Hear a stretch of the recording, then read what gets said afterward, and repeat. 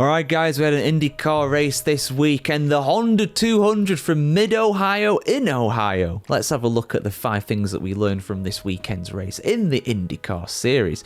So as we kind of expect from this season, Alex Palou led away at the start from pole position. He held off the likes of Kiffin Simpson and Christian Lundgaard in the opening corner, but behind him chaos very much reigned. The likes of Joseph Newgarden and Graham Rahal, Will Power and Callum Ilott all converged to collide with each other, unfortunately, through that. I believe everybody managed to get going again after this, with the exception of Joseph Newgarden, who was beached into the gravel. His bad run does continue, unfortunately, because of that. Not been the best season so far from him at all in 2025, and that just really compounds that. But second thing we learned, it looked as though Christian Lundgaard was going to be the main challenger for Alex Palou, but the pace of Palou was too much for him, and they were on a similar pit stop strategy. But the exception to this was Scott Dixon, Palou's much more experienced teammate behind him, who was doing a stop less, and this very much was crucial. Palou had to push things, he had to push the boundaries at that point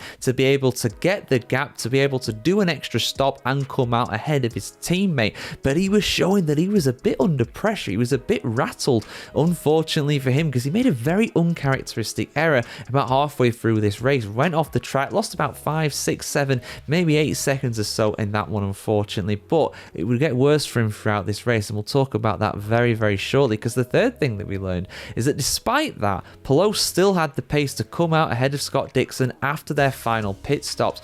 But Palou, with just a few laps remaining, made another mistake, another tricky section of the track. The first time he went wide because of the bump, but the second time he just took too much speed going through one of the relatively slow right-handers, and Dixon swept through to take the victory, and he held on 21 seasons in a row that he's managed to win a race in IndyCar, going all the way back to 2005. That is ridiculous. There'll be some guys coming through the Indy next series, maybe actually in IndyCar itself, that were born after or around the same sort of time. I mean, the likes of David Malukas, I don't think are much older than that, really. So yeah, incredible stuff there, really, to see that.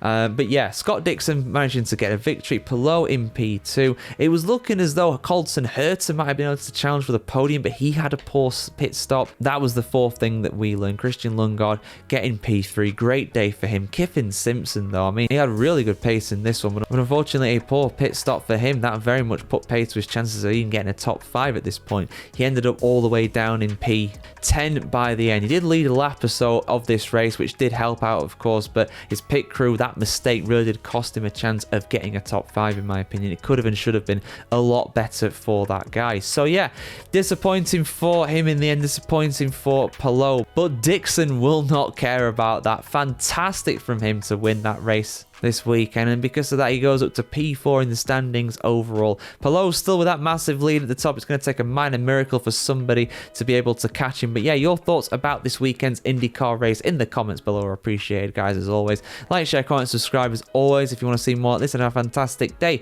wherever in the world today, and we'll see you very soon.